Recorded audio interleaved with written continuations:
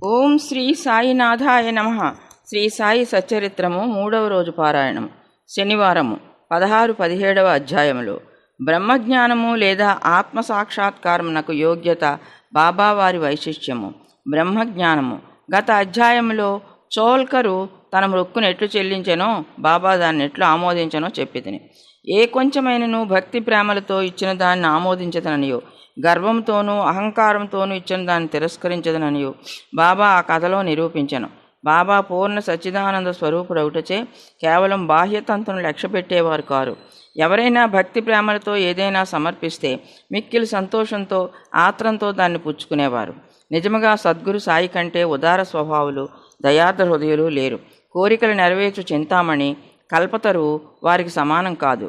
మనం కోరిన వెళ్ళ ఇచ్చు కామధేనువు కూడా బాబాతో సమానం కాదు. ఏలనా అవి మనం కోరినవి మాత్రమే ఇచ్చును. కానీ సద్గురువు అచింత్యము అనుపలభ్యము అయిన ఆత్మసాక్షాత్కారమును ప్రసాదించును. ఒకనాడు ఒక ధనికుడు సాయిబాబా వద్దకు వచ్చి బ్రహ్మజ్ఞానమును ప్రసాదించమని బతిమాలెను. ఆ కథ ఇచ్చట చెప్పుదుము. సకలైశ్వర్యములను అనుభవించున్న ధనికుడు ఒకడుండెను. అతడి ఇండ్లను, ధనమును, పొలములను, తోటలను సంపాదించాను. వానికి అనేక మంది సేవకులు ఉండేవారు. బాబా కీర్తి వాని చెవుల పడగానే షిరిడీకి పోయి బాబా పాదములపై పడి బ్రహ్మజ్ఞానమును ప్రసాదించమని బాబాను వేడుకొనేదనని తన స్నేహితునితో చెప్పాను. తనకు వేరేమియూ వలదనియు, బ్రహ్మజ్ఞానం పొందినచో తనకు మిక్కిలి సంతసము కలుగునని చెప్పాను. ఆ స్నేహితుడు ఇట్లనెను, బ్రహ్మజ్ఞానమును సంపాదించుట అంత సులభమైనది కాదు. ముఖ్యంగా నీ వంటి పేరాస గలవానికి అది మిగిలా దుర్లభం. ధనము, భార్యా బిడ్డలతో తేలి ములుగుచున్న నీ వంటి వానికి బ్రహ్మజ్ఞానమును ఎవరిచ్చెదరు? నీవొక పైస అయినా దానము చేయని వాడవు. నీవు బ్రహ్మజ్ఞానమునకై వెతుకుతున్నప్పుడు నీ కోరిక నెరవేర్చువారెవరు?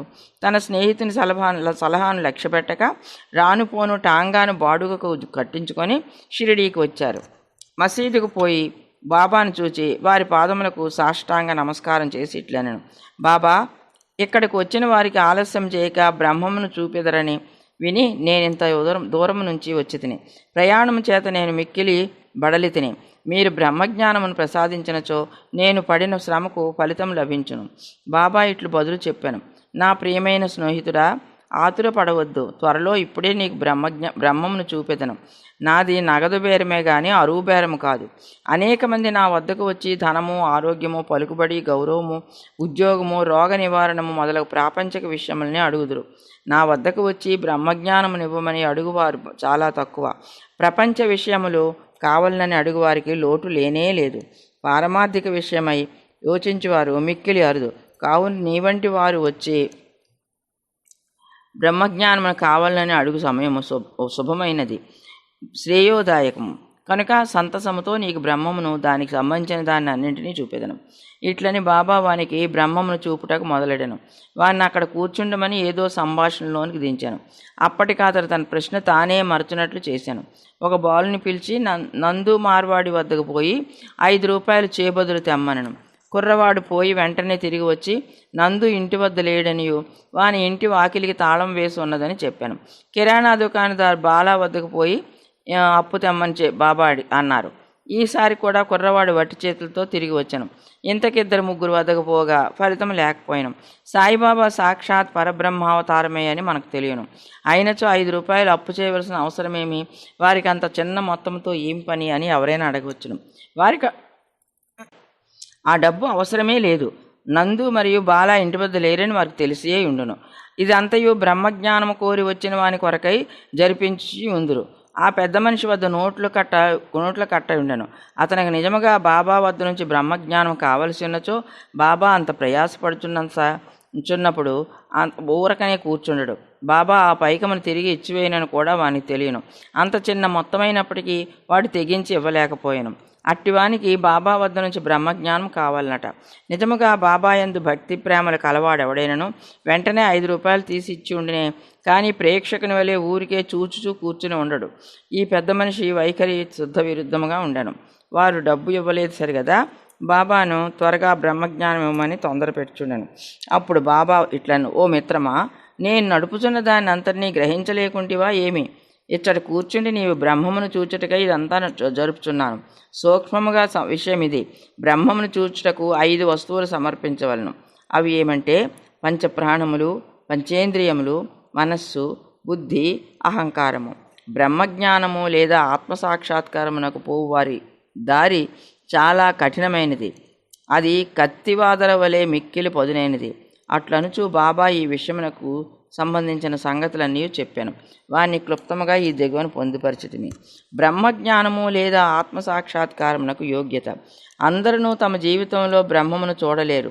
దానికి కొంత యోగ్యత అవసరము. ముముక్షుత లేదా స్వేచ్ఛనందుటకు తీవ్రమైన కోరిక ఉండాలి. ఎవడైతే తాను బద్ధుడనని గ్రహించి బంధనముల నుండి విడివడుటకు కృతనిశ్చయుడై శ్రమపడి ఇతర సుఖములను లక్ష్యపెట్టక దాన్ని పొందుటకై ప్రయత్నించునో వాడు ఆధ్యాత్మిక జీవితమునకు అర్హుడు. రెండోది విరక్తి లేదా ఇహపర సౌఖ్యములందు విసుగు చెందుట. ఇహపరలోకములందు గల గౌరవములకు విషయములకు విసుగు చెందిన గాని పారమార్థిక రంగంలో ప్రవేశించుటకు అర్హత లేదు. అంతర్ముఖత. మూడోది లోనికి చూచుట.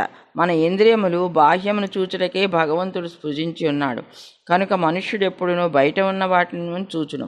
కానీ ఆత్మసాక్షాత్కారము లేదా మోక్షమును కోరువాడు దృష్టిని లోపలికి పోనిచ్చి లోనున్న ఆత్మను ఏకధ్యానంతో చూడవలెను. 4. పాప విమోచన పొందుట. మనుష్యుడు దుర్మార్గ మార్గము నుండి బుద్ధిని మరలించనప్పుడు, తప్పులు చేయుట మాననప్పుడు, మనస్సు చెలించకుండా నిలబెట్టలేనప్పుడు జ్ఞానము ద్వారా కూడా ఆత్మసాక్షాత్కారమును పొందలేడు. 5. సరి అయిన నడవడి. ఎల్లప్పుడూ సత్యమును పలుకుచూ తపస్సు చేయుచు లోన చూచుచు బ్రహ్మచారిగా ఉండిన గాని ఆత్మసాక్షాత్కారం దొరకదు.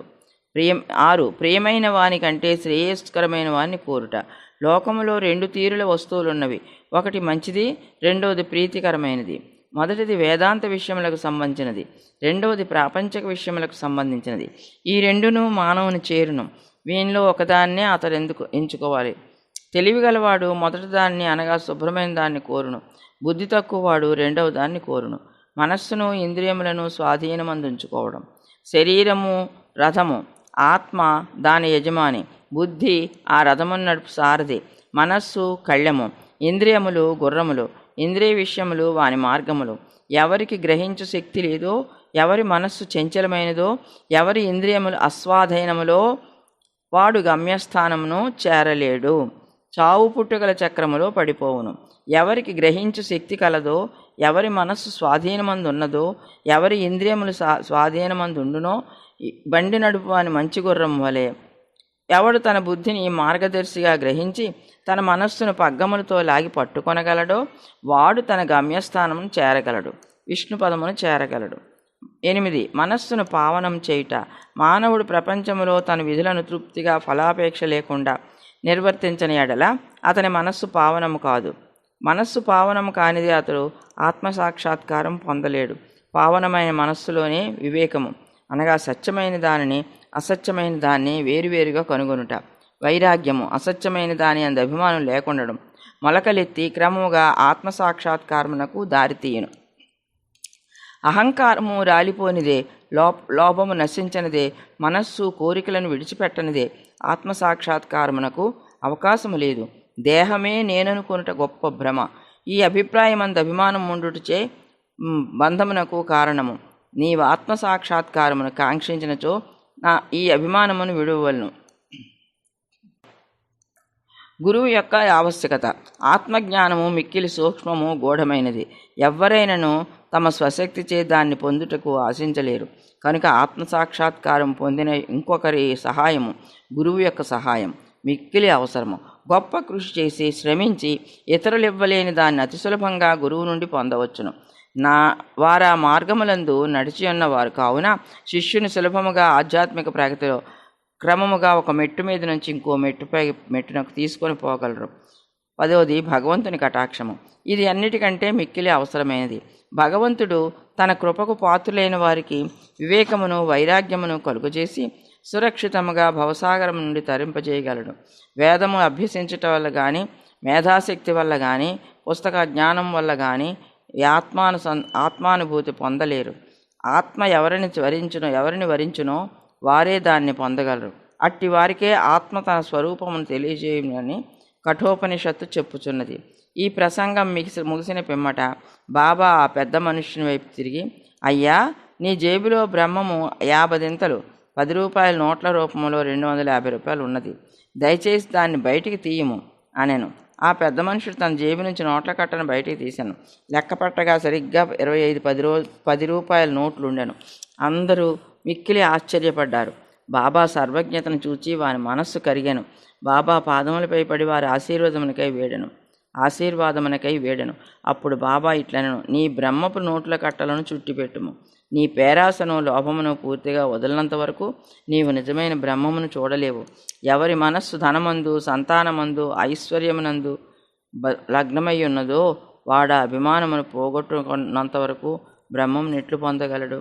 అభిమానమనే అనే భ్రమ ధనమందు తృష్ణ, దుఃఖమును, సుడిగుండం వంటిది.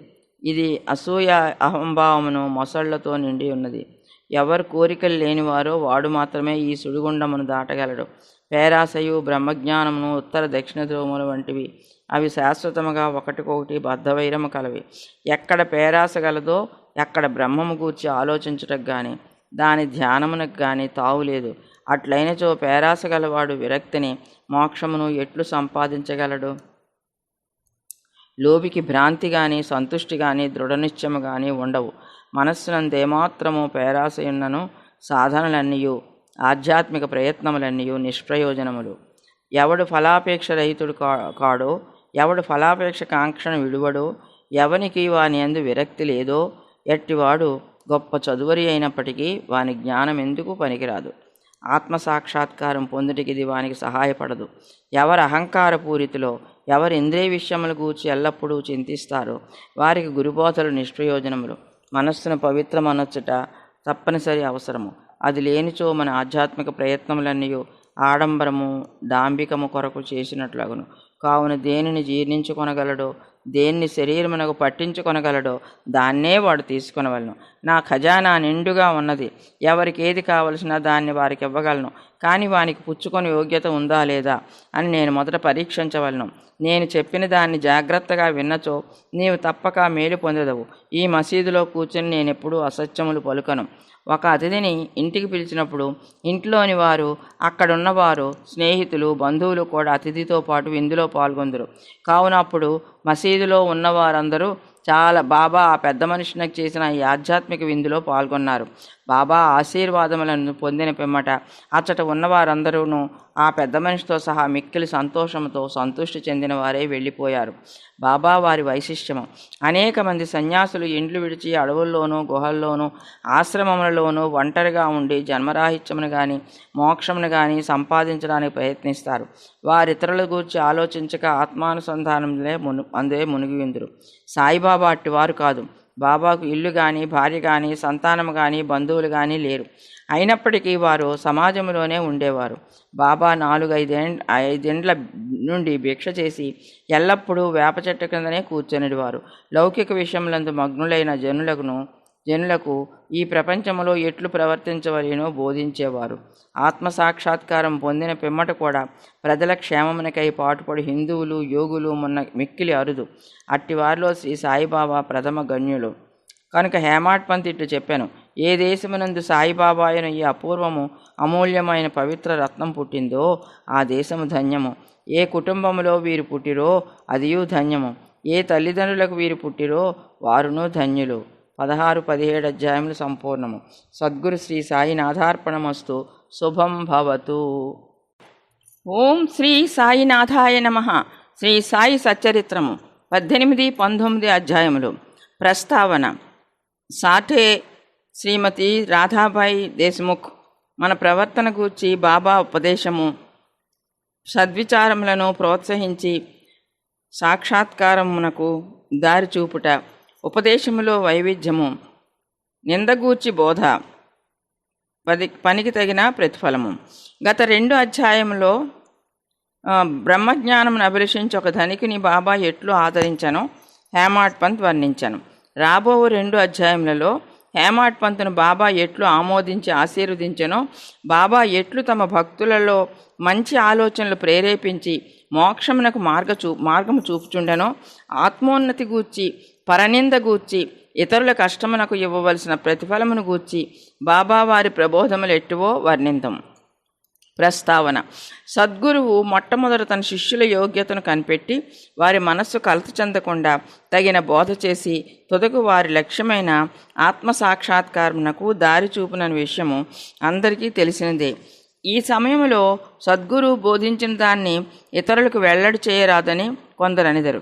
అట్లు గురువు బోధించిన దాన్ని వెల్లడి చేసినచో ఆ బోధలు నిష్ప్రయోజనములగునని వారి ఆలోచన. ఇది సరియైనది కాదు. సద్గురువు వర్షాకాలపు మేఘం వంటి వారు. వారు తమ అమృతతుల్యములైన బోధలను పుష్కలముగా విశాల ప్రదేశములందు కురిపించెదరు.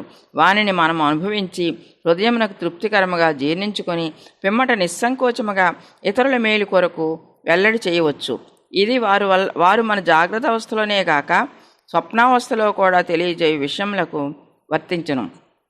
తన స్వప్నమునందు కనిన రామరక్షా స్తోత్రమును బుధ కౌశిక ఋషి ప్రచురించిన ఉదాహరణము ఇచ్చట స్మరించవలను. ప్రేమగల తల్లి గుణమిచ్చు చేదైన ఔషధములను బిడ్డ మేలు కొరికే బలవంతముగా గొంతులోనికి తోయినట్లు ఆధ్యాత్మిక విషయములను బాబా తన భక్తులకు బోధించువారు.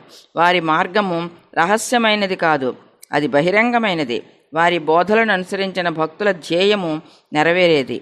సాయిబాబా వంటి సద్గురువులు మన జ్ఞాననేత్రములను తెరిపించి ఆత్మ యొక్క దైవీ సౌందర్యములను చూపి మన కోరికలను నెరవేరుస్తారు. ఇది జరిగిన పిమ్మట మన ఇంద్రియ విషయ వాంఛలు నిష్క్రమించి వివేక వైరాగ్యములను జంట ఫలములు చేతికి వస్తాయి. నిద్రలో కూడా ఆత్మజ్ఞానం మొలకెత్తుంది. సద్గురువుల సహవాసం చేసి వారిని సేవించి వారి ప్రేమను పొందినచో నిరంతరము మనకు లభించును. భక్తుల కోరికలు నెరవేర్చు భగవంతుడు మనకు తోడ్పడి మన కష్టములను బాధలను తొలగించి మనల్ని సంతోషపెట్టును. ఈ అభివృద్ధి పూర్తిగా సద్గురుని సహాయం వల్లనే జరుగును. సద్గురువును భగవంతుని వలె కొలువవలను. కాబట్టి మనము సద్గురువును వెతకవలను, వారి కథలను వినవలను, వారి పాదములకు సాష్టాంగ నమస్కారం చేసి వారి సేవ చేయవలను. ఇక ఈ అధ్యాయంలోని ముఖ్య కథను ప్రారంభించదము. సాఠే అనునతుడు ఒకప్పుడు మిక్కిలి పలుకుబడి కలిగి ఉండెను. కాలాంతరమున వ్యాపారంలో చాలా నష్టం పొందెను. అంతేకాక మరికొన్ని సమస్యలు అతన్ని చీకాకుపరిచెను. అందుచే అతడు విచారగ్రస్తుడయ్యాను, విరక్తి చెందాను. మనస్సు చెడి చెంచలమొగుటచే ఇల్లు విడిచి చాలా దూరం పోవాలని అనుకొనను. మానవుడు సాధారణంగా భగవంతుని గురించి చింతించడు కానీ కష్టములు నష్టములు దుఃఖములు చుట్టుకున్నప్పుడు భగవంతుని ధ్యానం చేసి విముక్తి పొందుటకు ప్రార్థించను. వాని పాపకర్మలు ముగి వేళకు భగవంతుడు వానికి ఒక యోగీశ్వరునితో కలుసుకుంటూ సంభవింపజేయును. వారు తగిన సలహానిచ్చి వాని క్షేమమును చూచెదరు. సాఠే గారికి కూడా అట్టి అనుభవం కలిగింది. అతని స్నేహితులు షిరిడీకి వెళ్ళమని సలహా ఇచ్చారు. అతడు సాయిబాబాను దర్శించి అనేక మంది శాంతి పొందుతున్నారు. వారి కోరికలు కూడా నెరవేర్చున్నాయి. సాఠే గారికి ఇది నచ్చను. వెంటనే 1917 సంవత్సరంలో షిరిడీకి వచ్చాను. అచ్చట శాశ్వత బ్రహ్మవలే స్వయం ప్రకాశుడై నిర్మలుడు శుద్ధ స్వరూపుడకు సాయిబాబాను చూచిన వెంటనే అతనికి మనశ్చాంచల్యం తగ్గిపోయి శాంతి కలిగాను.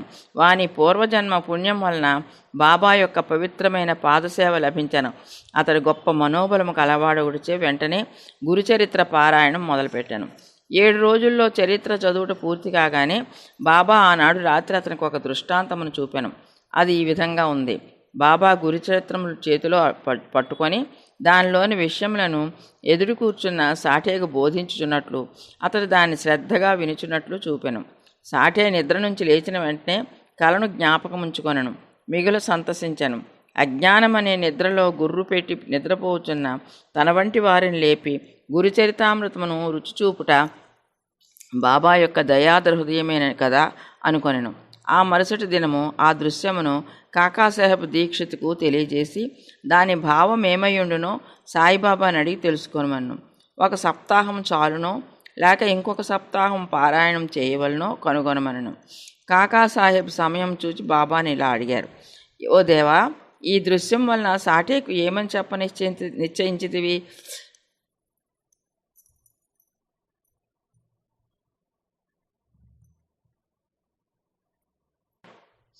అతడు ఊరకున వలన లేక ఇంకొక సప్తాహం పారాయణం చేయవలన? అతడి అమాయక భక్తుడు, అతను కోరిక నెరవేరవలను. అతనికి దృష్టాంతార్థమును బోధించవలను. వాని ఆశీర్వదింపుడన బాబా. అతడు గురుచరిత్రము ఇంకొక సప్తాహం పారాయణ చేయవలను. ఆ గ్రంథమునే జాగ్రత్తగా పఠించినచో అతడు పావనుడగును, మేలు పొందగలడు. భగవంతుడు ప్రీతి చెంది వారిని ప్రపంచ బంధముల నుండి తప్పించును అనెను. ఆ సమయమున హేమాడ్ పంత్ అచ్చటి నుండి బాబా కాళ్ళు ఒత్తుచుండెను. బాబా పలుకులు విని అతడు తన మనస్సులో ఇలా అనుకున్నారు: సాఠే యొక్క వారమే పారాయణ చేసి ఫలితమును పొందెనా? నేను 40 సంవత్సరముల నుంచి పారాయణ చేయుచున్నాను, కానీ నాకు ఫలితం లేదు కదా. అతడి ఇక్కడ 7 దినములు మాత్రమే నివసించను. నేను 7 సంవత్సరముల నుంచి ఉన్నాను. నా ప్రయత్నములు నిష్ఫలమా ఏమి? చాతక పక్షి మేఘము నుంచి పడు నీటి బిందువుకై కనిపెట్టుకొని ఉన్నట్లు నేను కూడా బాబా తమ దయామృతమును నాపై వర్షించదురని, వారి బోధనలచే నన్ను ఆశీర్వదించదురని కనిపెట్టుకుని ఉన్నాను. ఈ ఆలోచన వారి మనస్సులో మెదిలిన వెంటనే బాబా దాన్ని గ్రహించాను. భక్తుల మనస్సుల్లో ఉండే ఆలోచనలన్నీ బాబా గ్రహించేవారు. అంతేకాక చెడ్డ ఆలోచనలను అణుచుచు మంచి ఆలోచనలను ప్రోత్సహించేవారు. హేమాడ్ పంత్ మనస్సును కనిపెట్టి బాబా వారిని వెంటనే లేపి శ్యామ వద్దకు పోయి అతని వద్ద 15 రూపాయలు దక్షిణ తీసుకొని అతనితో కొంతసేపు మాట్లాడిన పిమ్మట రమ్మనెను.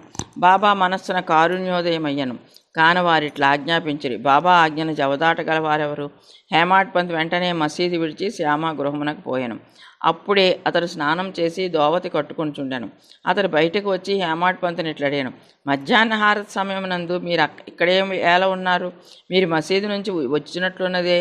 మీరేలా చికాకుతో చంచలముగా ఉన్నారు? మీరు ఒంటరిగా వచ్చినారేలా? కొంతసేపు కూర్చొని విశ్రాంతి చెందుడు. నా పూజను ముగించి వచ్చేదను. ఈలోగా తాంబూలం వేసుకొనుడు. పిమ్మట ఆనందంగా కొంతసేపు కూర్చొని మాట్లాడుకొనిదము. ఇట్లనుచు అతడు లోపలికి పోయాను. హేమాడ్ పంత్ ముందర వసారాలో కూర్చొను. కిటికీలో ఏకనాథ భాగవతమును ప్రసిద్ధ మరాఠీ గ్రంథముండెను. ఇది భాగవతంలోని ఏకాదశ స్కందమునకు ఏకనాథుడు రాసిన వ్యాఖ్యానము. సాయిబాబా సిఫారసు చేయుటచే బాపూసాహెబ్ దీక్షితు శ్రీకృష్ణునకు అర్జునునకు జరిగిన సంభాషణ రూపమైన భగవద్గీత, దాని మరాఠీ వ్యాఖ్యానమైన భావార్థ దీపిక జ్ఞానేశ్వరి, శ్రీకృష్ణునకు అతని సేవకుడికి ఉద్ధవునకు జరిగిన సంభాషణ రూపమైన ఏకనాథ భాగవతము మరియు భావార్థ రామాయణమును నిత్యము షిరిడీలో చదువుచుండేవాడు. భక్తులు వచ్చి బాబాను ఏదైనా ప్రశ్నలు వేసినప్పుడు బాబా కొంతవరకు జవాబిచ్చి అటుపైన వారు ఆ గ్రంథమును పారాయణమును వినుమని పంపుచుండెను. ఈ గ్రంథములే భాగవత ధర్మంలోని ముఖ్య గ్రంథములు. భక్తులు బాబా ఆజ్ఞానుసారము ఆ సత్సంగములకు పోయి ఆ గ్రంథములు వినున్నప్పుడు వారి ప్రశ్నలకు సంతృప్తికరమైన సమాధానం లభించుండెను. హేమాడ్ పంత్ కూడా నిత్యము ఏకనాథ భాగవతమును పారాయణము చేయువాడు. హేమాడ్ పంత్ ఆ దినము తాను నిత్యము చదువు గ్రంథభాగం పూర్తి చేయకయే కొందరు భక్తులతో కలిసి మసీదుకు పోయాను. శ్యామ ఇంటి కిటికీలోనున్న ఏకనాథ భాగవతం తీయగా తాను ఆనాడు పూర్తి చేయని భాగం వద్దనే పుస్తకం తెరుచుకుంది. తన నిత్య పారాయణం పూర్తి చేయాలని కాబట్టి బాబా తన నిచ్చడికి పంపించారని హేమాడ్ పంత్ అనుకున్నాడు. వెంటనే తన నిత్య పారాయణమును పూర్తి చేశాను. పిమ్మట శ్యామ తన పూజను ముగించి బయటకు వచ్చాను. ఇరువురికి ఈ దిగువ సంభాషణ జరిగాను. హేమాడ్ పంత్: నేను బాబా వద్ద నుండి ఒక కబురు తీసుకొని వచ్చినాను. బాబా నీ వద్ద నుండి 15 రూపాయలు దక్షిణ తీసుకొని రమ్మని నన్ను ఆజ్ఞాపించి ఉన్నారు. అంతేకాదు కొంతసేపు నీతో కూర్చొని మాట్లాడిన పిమ్మట మసీదుకు రమ్మని చెప్పారు. శ్యామ ఆశ్చర్యంతో: నా వద్ద డబ్బు లేదు. నా 15 సాష్టాంగ నమస్కారములు పైకమునకు బదులుగా బాబాకు సమర్పింపము. హేమాడ్ పంత్: సరే, నీ నమస్కారములు ఆమోదించబడే. మనం కూర్చొని కొంతసేపు మాట్లాడుకునేదాము. మన పాపములను నశింపజేయనట్టి బాబా లీలలను కథలను చెప్పుదాము. శ్యామ: అయితే కొంతసేపు కూర్చొనుము. ఈ దేవుని లీలలు అనగా బాబా లీలలు మిక్కిలి ఆశ్చర్యకరమైనవని నీకు ఇదివరకే తెలియదు. నేను పల్లెటూరి వాడను, నీవు చదువుకున్న పట్టణవాసివి. నీవిక్కడికి వచ్చిన తర్వాత కొన్ని లీలలను చూచేయుందు. వాటిని నీ ముందు నేను ఎట్లు వర్ణించగలను? సరే, ఈ తమలపాకులు వక్క సున్నము తీసుకొని తాంబూలం వేసుకొనము. నేను లోపలికి పోయి దుస్తులు ధరించి వచ్చేదను. కొద్ది నిమిషములలో శ్యామ బయటికి వచ్చి హేమాడ్ పంత్తో మాట్లాడుచూ కూర్చొనను. అతడు ఇట్లనెను: ఈ బాబా లీల కనుగొన శక్యము కానిది. వారి లీలలకు అంతు లేదు. వానిని ఎవ్వరూ గమనించగలరు. వారి లీలలతో వినోదించినట్టు అగుపడినను వారు వాని అంటినట్లు కనిపించరు. మా వంటి జానపదులకు ఏమి తెలియను? బాబాయే ఈ కథలను ఎందుకు చెప్పరాదు? నీ వంటి పండితులను నా వంటి పామరుని వద్ద కేల పంపుతున్నారు. వారి మార్గములు ఊహింపరానివి. అవి మానవుల చేష్టలు కావని చెప్పగలము. ఈ ఉపోద్ఘాతంతో శ్యామ ఇట్లనెను. నాకొక కథ జ్ఞాపకమునకు వచ్చున్నది. అది నీకు చెప్పెదను. నాకది స్వయముగా తెలియను. భక్తుడెంత మనోనిశ్చయముతో పట్టుదలతో ఉండునో బాబా అంత త్వరగా వానికి సహాయపడును. ఒక్కొక్కప్పుడు బాబా భక్తులను కఠిన పరీక్ష చేసినప్పటికీ పిమ్మట వారికి ఉపదేశం నిచ్చును. ఇచ్చట ఉపదేశం అనగా నిర్దేశము. ఉపదేశం అనే మాట విన్నతోడనే హేమాడ్ పంత్ మనస్సులో ఒక స్మృతి తళుక్కుమనను. వెంటనే సాఠే గారి గురుచరిత్ర పారాయణం జ్ఞప్తికి వచ్చాను. తన మనస్సునకు శాంతి కలిగించు నిమిత్తము బాబా తన నచ్చటకు పంపి ఉండుననుకొనెను. అయినప్పటికీ ఈ భావము నంచుకొని శ్యామ చెప్పు కథలను వినుటకు సిద్ధపడను. ఈ కథలన్నీ బాబాకు తన భక్తులను తెట్టి దాక్షిణ్యములు కలవో తెలుపును. వాణ్ణి మనం వినగా హేమాడ్ పంత్కు ఒక విధమైన సంతోషం కలిగాను. శ్యామ ఈ దిగువ కథను చెప్పదొడిగాను.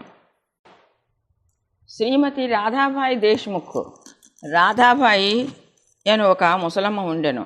ఆమె ఖాసాబా దేశ్ముఖ్ గారి తల్లి. బాబా ప్రఖ్యాతి విని ఆమె సంగమనేరు గ్రామ ప్రజలతో కలిసి షిరిడీకి వచ్చాను. బాబాను దర్శించి మిక్కిలి తృప్తి చెందాను. ఆమె బాబాను గాఢముగా ప్రేమించాను. బాబాను తన గురువుగా చేసుకుని ఏదైనా ఉపదేశమును పొందవలని మనోనిశ్చయం చేసుకున్నాను. ఆమెకి ఇంకేమీ తెలియకుండాను. బాబా ఆమె సంకల్పమును ఆమోదించక తనకు మంత్రోపదేశం చేయనిచో ఉపవాసం ఉండి చచ్చెదనని మనోనిశ్చయం చేసుకున్నాను. ఆమె తన బసలోనే ఉండి భోజనము నీరు మానివేశాను. అట్లు 3 రోజులు గడిచాను. ఆమె పట్టుదలకు నేను భయపడి ఆమె పక్షమున బాబాతో ఇట్లాంటిని, దేవా, మీరేమి ప్రారంభించితిరి? నీవనేక మంది రెచ్చటకు ఈడ్చదవు. ఆ ముదసలు నీవెరిగే యుందువు. ఆమె మిక్కిలి పట్టుదల గలది. ఆమె నీపైన ఆధారపడి ఉన్నది. ఆమె చచ్చు వరకు ఉపవసించి నిశ్చయించుకున్నది. నీవు ఆమె అనుగ్రహించి ఉపదేశం ఇచ్చినంత వరకు ఆమె తన నిరాహార దీక్షను మానదు. ఆమెకేమైనా హాని జరిగినచో ప్రజలు నిన్నే నిందించెదరు. నీవు తగిన ఆదేశం ఇవ్వకపోవచ్చే ఆమె చచ్చినదని లోకులు అనిదరు. కాబట్టి ఆమెను కరుణించుము, ఆశీర్వదించుము. ఆమెకు తగిన దారి చూపుము. ఆమె మనోనిశ్చయం చూచి బాబా ఆమెను పిలిపించి ఈ క్రింది విధముగా బోధించాను. ఓ తల్లి, అనవసరమైన యాతనకేలా పాల్పడి చావును కోరుచున్నావు? నీవు నిజముగా నా తల్లివి, నేను నీ బిడ్డను. నా యందు కనికరించి నేను చెప్పినది పూర్తిగా వినుము. నీకు నా వృత్తాంతమును చెప్పెదను. నీవు దాన్ని బాగా వినినచో నీకు అది మేలు చేయును. నాకొక గురువు ఉండెను. వారు గొప్ప యోగీశ్వరులు, మిక్కిలి దయాద్ర హృదయులు. వారికి చాలా కాలము శుశ్రూష చేసి తిని, కానీ నా చెవిలో వారు ఏ మంత్రమూ వదలేదు. నాకు వారిని వదిలిపోవ తలంపే లేకుండాను. నేను వారితోనే ఉండుటకు, వారి సేవ చేయుటకు, వారి వద్ద కొన్ని ఉపదేశములను గ్రహించుటకు నిశ్చయించుకున్నాను. కానీ వారి మార్గము వారిది. వారు నా తల గొరిగించిరి. నా నుండి 2 పైసలు దక్షిణ అడిగిరి. నేను దాన్ని వెంటనే వారికి సమర్పించి తిని, మీ గురువుగారు పూర్ణకాములైనచో వారు మిమ్మల్ని దక్షిణ అడుగనేలా? వారు నిష్కాములని ఎట్లనిపించుకుందురు అని నీవు అడగవచ్చును. దానికి సమాధానం సూటిగా చెప్పగలను. వారు డబ్బును లక్ష్యపెట్టేవారు కారు. ధనముతో వారు చేయనిది ఏమున్నది? వారు కోరిన 2 కాసుల్లో ఒకటి నిష్ఠ, రెండవది సంతోష స్థైర్యములతో కూడిన ఊర్మి. నేను ఈ 2 వారికి అర్పించితిని. వారు ప్రసన్నులైరే. హే నా గురువును అట్లు 12 సంవత్సరములు సేవించితిని. వారే నన్ను పెంచి పోషించిరి. భోజనమునకు కానీ వస్త్రములకు కానీ నాకు లోటు లేకుండాను. వారి పరిపూర్ణులు. వారు ప్రేమావతారమని చెప్పవచ్చును. ఆ ప్రేమను నేను ఎలా వర్ణించగలను? వారు నన్ను మిక్కిలి ప్రేమించేవారు. ఆ విధమైన గురువే ఉండరు. నిరంతర ధ్యానములో ఉన్నవారిని తదేకముగా చూచుండేవాడిని. మేమిద్దరము ఆనందములో మునిగి ఉండేవారం. రాత్రింపవళ్ళు నిద్రాహారములు లేక నేను వారి వైపు దృష్టి నిగిర్చి తిని, వారిని చూడనిచో నాకు శాంతి లేకుండాను. వారి ధ్యానము, వారి సేవ తప్ప నాకు ఇంకోటి లేకుండాను. వారే నా ఆశ్రయము. నా మనస్సు ఎల్లప్పుడూ వారి అందే నాటుకొని ఉండేది. ఇదే వారు అడిగిన దక్షిణలో 1 పైసా. సబూరి, సంతోష స్థైర్యములతో కూడిన ఊర్మి అన్నది 2వ పైసా. నేను మిక్కిలి సంతోషంతో చాలా కాలము కనిపెట్టుకుని వారి సేవ చేస్తేని. ఈ ప్రపంచమనే సాగరమును సబూరి అనే ఓడ నిన్ను సురక్షితముగా దాటించును. సబూరి అన్నది అత్యంత ఉత్తమ లక్షణము. అది పాపములన్నింటినీ తొలగించును, కష్టములను పారద్రోలును, అనేక విధముల అవాంతరములను తొలగించి భయమును పారద్రోలును, తుదకు జయమును కలుగుజేయును. సబూరి అనునది సుగుణములకు గణి, మంచి ఆలోచనలకు తోడు వంటిది. నిష్ఠ, సబూరి అన్నవి అన్యోన్యమైన అక్క చెల్లెండ్ర వంటివి. నా గురువు నా నుండి ఇతరమేమియూ ఆశించి ఉండలేదు. వారు నన్ను ఉపేక్షింపక సర్వకాల సర్వావస్థలయందు కాపాడేవారు. నేను వారితో కలిసి ఉండేవాడిని. ఒక్కొక్కప్పుడు వారిని విడిచి ఉండినను వారి ప్రేమకు ఎన్నడూ లోటు కలుగలేదు. వారు తమ దృష్టి చేతనే నన్ను కాపాడుచుండేవారు. తాబేలు తన పిల్లలను కేవలం తన దృష్టితో పెంచినట్లు నన్ను కూడా నా గురువు తమ దృష్టితో పోషించేవారు. తల్లి తాబేలు ఒక ఒడ్డున నుండును, బిడ్డ తాబేలు రెండవ ఒడ్డున ఉండును. తల్లి తాబేలు పిల్ల తాబేలుకు ఆహారం పెట్టుట కానీ పాలిచ్చుట కానీ చెయ్యదు. తల్లి తన పిల్లలపై తన దృష్టిని పోనిచ్చును, పిల్లలు ఎదిగి పెద్దవి ఎగును. అట్లనే మా గురువు కూడా తమ దృష్టిని నాయందు నిలిపి నన్ను ప్రేమతో కాపాడిరి. ఓ తల్లి, నా గురువు నాకు మంత్రమేమీ ఉపదేశించలేదు. అటువంటప్పుడు నేను నీ చెవిలో మంత్రమెట్లు ఓదగలను? గురువు యొక్క ప్రేమమయమైన తాబేలు చూపే మనకు సంతోషంనిచ్చునని జ్ఞాపకం ఉంచుకొనుము. మంత్రము కానీ ఉపదేశము కానీ ఎవ్వరి వద్ద నుండి కానీ పొందుటకు ప్రయత్నించవద్దు. నీ ఆలోచనలు, నీవు చేయి పనులు నా కొరకే వినియోగించుము. నీవు తప్పక పరమార్థమును పొందుతావు. నా పైన సంపూర్ణ హృదయంతో చూడు, నేను నీ వైపు అట్లే చూచెదను. ఈ మసీదులో కూర్చుని నేను నిజమనే చెప్పెదను, నిజము తప్ప మరేమియూ మాట్లాడను. ఏ సాధనలు కానీ 6 శాస్త్రములలో ప్రావీణ్యము కానీ అవసరం లేదు. నీ గురువునందు ప్రేమ విశ్వాసములుంచుము. గురువే సర్వమును చేయువాడనియు కర్తయనియు పూర్తిగా నమ్ముము. ఎవరైతే గురువు యొక్క మహిమను గొప్పతనమును గ్రహిస్తారో, ఎవరైతే గురుని బ్రహ్మ విష్ణు మహేశ్వర స్వరూపుడని ఎంచుతారో వారే ధన్యులు. ఈ ప్రకారముగా ఉపదేశించి బాబా ఆ ముసలమ్మను ఒప్పించను. ఆమె బాబాకు నమస్కరించి ఉపవాసమును వదులుకొనను. ఈ కథను జాగ్రత్తగాను శ్రద్ధగాను విని దాని ప్రాముఖ్యమును సందర్భమును గుర్తించి హేమాడ్ పంత్ మిక్కిలి ఆశ్చర్యపడెను. ఈ ఆశ్చర్యకరమైన బాబా లీలను చూచి అతను ఆపాదమస్తకం పులకరించెను, సంతోషంతో ఉప్పొంగెను, గొంతుకు ఆరిపోయాను. ఒక్క మాటైనా మాట్లాడుటకు చేత కాకుండాను. శ్యామ అతన్ని స్థితిలో చూసి, ఏమి జరిగినది, ఎలా ఊరుకున్నావు? అట్టి బాబా లీలలు నీకెన్ని వర్ణింపబలను అని అడిగాను. అదే సమయమందు మసీదులో గంట మ్రోగాను. మధ్యాహ్న హారతి పూజ ప్రారంభమైనని గ్రహించిరి కనుక శ్యామ, హేమాడ్ పంతులిద్దరూ మసీదుకు త్వరగా పోయిరి. బాపు సాహెబ్ జోగు అప్పుడే హారతి ప్రారంభించాను. స్త్రీలు మసీదు నిండిరి. దిగువ ఖాళీ జాగాలో పురుషులు నిండిరి. అందరూ బాజా భజంత్రీలతో ఒకే వరుసలో హారతి పాడుచుండిరి. బాబా కుడివైపు శ్యామ, ముందర హేమాడ్ పంత్ కూర్చుండ్రి. వారిని చూచి బాబా హేమాడ్ పంతును శ్యామ ఇచ్చిన దక్షిణ ఇమ్మన్ను. శ్యామ రూపాయలకు బదులు నమస్కారములు ఇచ్చిననియు శ్యామ ప్రత్యక్షముగా కలడు కనుక అడగవచ్చునన్ను. బాబా ఇట్లన్ను, సరే, మీరిద్దరూ కొంతసేపు మాట్లాడుకుంటురా? అట్లయినచో మీరు ఏం మాట్లాడుకున్నారో చెప్పుము. గంటల చప్పుడును, మధ్యల శబ్దమును, పాటల ధ్వని లెక్కించక హేమాడ్ పంతు బాబాకు జరిగినదంతయు చెప్పుటకు ఆతురపడెను. తాము ముచ్చటించినదంతయు తనకు చాలా ఆనందము కలుగజేసినదనియు, ముఖ్యముగా ముసలమ్మ కథ మిక్కిలి ఆశ్చర్యము కలుగజేసినదనియు, దాన్ని విని బాబా లీలలు అగోచరములను తెలుసుకుంటున్ననియు ఆ కథా రూపముతో తన్ను బాబా ఆశీర్వదించిరని హేమాడ్ పంత్ చెప్పాను. అప్పుడు బాబా, కథ చాలా అద్భుతమైనది, నీవెట్లా ఆనందించితివి? నాకు ఆ విషయమై వివరములన్నీ చెప్పుము అనిరి. అప్పుడు హేమాడ్ పంత్ తాను ఇంతకు ముందు విన్న కథను పూర్తిగా బాబాకు వినిపించి అది తన మనమునందు శాశ్వత ప్రభావమును కలిగించిందని చెప్పాను. ఇది విని బాబా మిగులు సంతసించాను. ఆ కథ నీకు నచ్చినదా? దాని ప్రాముఖ్యమును నీవు గుర్తించిదివా అని బాబా హేమాడ్ పంత్ని అడిగాను. అవును బాబా, నా మనశ్చాంచల్యము నిష్క్రమించినది, నాకు నిజమైన శాంతి విశ్రాంతి కలిగినది, సత్యమార్గమును కనుగొనగలిగితిని అని హేమాడ్ పంత్ బదులిచ్చాను. బాబా ఇట్లు చెప్పాను, నా పద్ధతి మిక్కిలి విశిష్టమైనది. ఈ ఒక్క కథను జ్ఞప్తి ఉంచుకొనుము, ఇది మిక్కిలి ఉపయోగించును. ఆత్మసాక్షాత్కారమునకు ధ్యానం అవసరము. దానిని అలవర్చుకున్నచో వృత్తులన్నీ శాంతించును. కోరికలన్నీ విడిచి నిష్కామివై నీవు సమస్త జీవరాశి అందు గల భగవంతుని ధ్యానింపుము. మనస్సు ఏకాగ్రమైనచో లక్ష్యము నెరవేరును. సదా నా నిరాకార స్వభావమును ధ్యానింపుము. అదియే జ్ఞానస్వరూపము, చైతన్యము, ఆనందము. మీరది చేయలేనిచో రాత్రింపగళ్ళు మీరు చూస్తున్న నా ఈ ఆకారమును ధ్యానించుడు. అట్లు కొన్నాళ్ళు చేయగా మీ వృత్తులు కేంద్రీకృతమగును. ధ్యాత, ధ్యానము, ధ్యేయము అను మూడింటికి గల భేదం పోయి ధ్యానించువాడు చైతన్యముతో ఐక్యమై బ్రహ్మముతో విభిన్నమగును. తల్లి తాబేలు నదికి ఒక ఒడ్డున ఉండును, దాని పిల్ల ఇంకొక ఒడ్డున ఉండును. తల్లి వానికి పాలిచ్చుట గాని పొదుపుకొంట గాని చేయదు, దాని చూపు మాత్రమే వానికి జీవశక్తినిచ్చుచున్నది.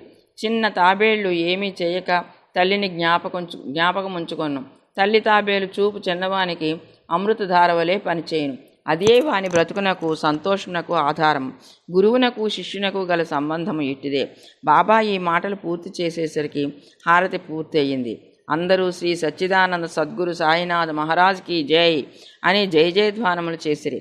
ఓ ప్రియ పాఠకులారా, ఈ సమయమందు మనము కూడా మసీదులోని జనసమూహంతో కలిసి ఉన్నట్లు భావించి మనము కూడా ఆ జయ జయధ్వనులలో పాల్గొందాము. హారతి పూర్తి కాగానే ప్రసాదం పంచిపెట్టిరి. బాబాకు నమస్కరించి బాపు సాహెబ్ జోబ్ బాబా చేతిలో కలకండ ముక్కను పెట్టాను. బాబా దాన్ని అంతను హేమాడ్ పంత్ చేతిలో పెట్టిట్లను, ఈ కథను నీవు మనస్సుకు పట్టించుకొని జ్ఞప్తియందు ఉంచుకున్నచో నీ స్థితి కలకండ వలె తీయగా ఉండును, నీ కోరికలన్నీ నెరవేరును, నీవు సుఖముగా ఉందువు. హేమాడ్ పంత్ బాబాకు సాష్టాంగ నమస్కారం చేసి ఇట్లు ఎల్లప్పుడూ నన్ను అనుగ్రహించుము, ఆశీర్వదించుము, కాపాడుము అని ప్రార్థించాను. అందుకు బాబా ఇట్లు జవాబిచ్చాను, ఈ కథను వినుము, దీన్ని మననం చేయుము, నిధిధ్యాసనం చేయుము. అట్లయినచో నీవు భగవంతుని ఎల్లప్పుడూ జ్ఞప్తియందుంచుకొని ధ్యానించదవు. భగవంతుడు నీ ముందర ప్రత్యక్షమగును. ఓ ప్రియమైన చదువరులారా, ఇప్పుడు హేమాడ్ పంత్కు కలకండ ప్రసాదం దొరికెను. ఇప్పుడు మనము ఈ కథనే కలకండ ప్రసాదం పొందెదము. దాన్ని హృదయపూరితముగా సేవించి ధ్యానించి మనస్సున నిలిపెదము. అట్లు బాబా కృపచే బలముగాను సంతోషముగాను ఉండెదము. తథాస్తు. 19వ అధ్యాయం చివర హేమాడ్ పంత్ కొన్ని ఇతర విషయములను చెప్పి ఉన్నారు. అవి ఈ దిగువ పొందిపరిచితిమి. మన ప్రవర్తన గూర్చి బాబా ఉపదేశము. ఈ దిగువ చెప్పిన బాబా పలుకులు సాధారణమైన అయినప్పటికీ అమూల్యములు. వాన్ని మనస్సునందుంచుకొని అట్లే చేసినచో అవి మనకు మేలు చేయును. ఏదైనా సంబంధం ఉండనిదో ఒకరు ఇంకొకరి వద్దకు పోరు. ఎవరు కానీ ఎట్టు జంతువు కానీ నీ వద్దకు వచ్చినచో నిర్దాక్షిణ్యముగా వాన్ని తరిమివేయకము, వాన్ని సాదరముగా చూడుము. దాహము కలవానికి నీరిచ్చినచో, ఆకలితో ఉన్న వారికి అన్నం పెట్టినచో, బట్టలు కొన్ని లేని వారికి బట్టలు ఇచ్చినచో, నీ ఇంటి వసారా ఇతరులు కూర్చుంటకు విశ్రాంతి తీసుకుంటకు వినియోగించినచో నిశ్చయముగా భగవంతుడు మిక్కిలి ప్రీతి చెందును. ఎవరైనా ధన సహాయం కోరి నీ వద్దకు వచ్చినచో నీకిచ్చుటకు ఇష్టం లేకున్నా నువ్వు ఇవ్వనక్కర్లేదు. కానీ వానిపై కుక్క వలె మొరగవద్దు. ఇతరులు నిన్నెంతగా నిందించినను నీవు కఠినముగా జవాబు ఇవ్వకము. అట్టి వాణ్ణి నీవెల్లప్పుడూ ఓర్చుకున్నచో నిశ్చయముగా నీకు సంతోషము కలుగును. ప్రపంచము తలకిందులై ఉన్నప్పటికీ నీవు చెలించకము. నీవున్న చోటనే స్థైర్యముగా నిలిచి నెమ్మదిగా నీ ముందర జరుగుతున్న నాటకమును చూచుచుండుము. నీకు నాకు మధ్య గల గోడను నిర్మూలించుము. అప్పుడు మనమిద్దరము కలిగి మార్గం ఏర్పడను. నాకు నీకు భేదము గలదనున్నదే భక్తునికి గురువునకు దూరముగా ఉంచుతున్నది. దాన్ని నశింపజేయనిది మనకు ఐక్యత కలగదు. అల్లా మాలిక్ భగవంతుడే సర్వాధికారి. ఇతరులెవ్వరూ మనలను కాపాడువారు కారు. భగవంతుని మార్గము అసామాన్యము, మిక్కిలి విలువైనది, కనుగొన వీలు లేనిది. వారి ఇచ్ఛానుసారమే మనము నడిచదము. మన కోరికలను వారు నెరవేర్చెదరు, మనకు దారి చూపెదరు. రుణానుబంధముచే మనమందరము కలిసితిమి.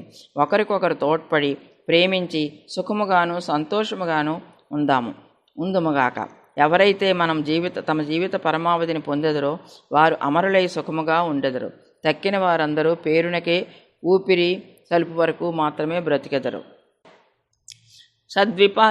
సద్విచారములను ప్రోత్సహించి సాక్షాత్కారమునకు దారి చూపుట. సాయిబాబా సద్విచారములను ఎట్లు ప్రోత్సహించి ఉండెనో తెలుసుకుంట మిగిలి ఆసక్తికరముగా ఉండును. భక్తి ప్రేమలచో వారికి సర్వస్వ శరణాగతి చేసినచో వారు నీకెట్లు పదే పదే సహాయపడతారో తెలియను. పక్క నుంచి లేవగానే నీకేమైనా మంచి ఆలోచన కలిగినా దాన్ని తరువాత పగలంతయు వృద్ధి చేసినచో నీ మేధాశక్తి వృద్ధి పొందును, నీ మనస్సు శాంతి పొందును. హేమాడ్ పంత్ దీనికై ప్రయత్నించదలచను. ఒక బుధవారం రాత్రి పండుకునేటప్పుడు ఇట్లా అనుకొనెను, రేపు గురువారము శుభదినము, షిరిడీ పవిత్రమైన స్థలము కావున రేపటి దినమంతయు రామనామస్మరణతోనే కాలము గడిపెదను అని నిశ్చయించుకొని పరుండెను. ఆ మరుసటి దినము లేవగానే రామనామం ప్రయత్నం లేకుండా జ్ఞప్తికి వచ్చాను. అతడు మిక్కిలి సంతసించాను. కాలకృత్యములు తీర్చుకున్న పిమ్మట బాబాను చూచుటకు పువ్వులను తీసుకొని పోయెను. దీక్షిత్వాడ విడిచి బూటీవాడ దాటుచుండగా ఒక చక్కని పాట వినబడెను. ఔరంగాబాదు నుంచి వచ్చిన వాడొకడు మసీదులో బాబా ముందర పాడుచుండెను. అది ఏకనాథ మహారాజు రచించిన గురుకృపాంజన పాయో మేరే భాయి అన్నది. గురువు కృపయను అంజనము లభించెను. దాని మూలమున తన కండ్లు తెరువబడిననియు దానిచే తాను శ్రీరాముని లోన బయట నిద్రావస్థలోనూ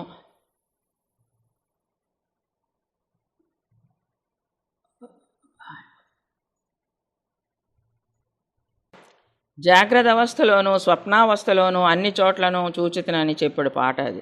అనేక పాటలుండగా బాబా భక్తులకు ఔరంగాబాదు నివాసి ఈ పాట నేలపాడెను.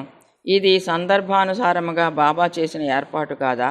హేమాడ్ పంతు ఆనాడంతయు రామనామస్మరణచే కాలము గడుపునించినవాడు కావున అతని మనోనిశ్చయము దృఢపరచుటకై బాబా ఈ పాటను పాడించి ఉండును.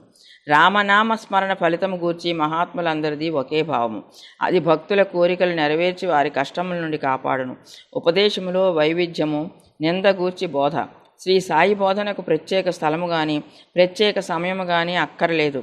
సందర్భ అవసరములను బట్టి వారి ప్రబోధము నిరంతరము జరుగుచుండెను.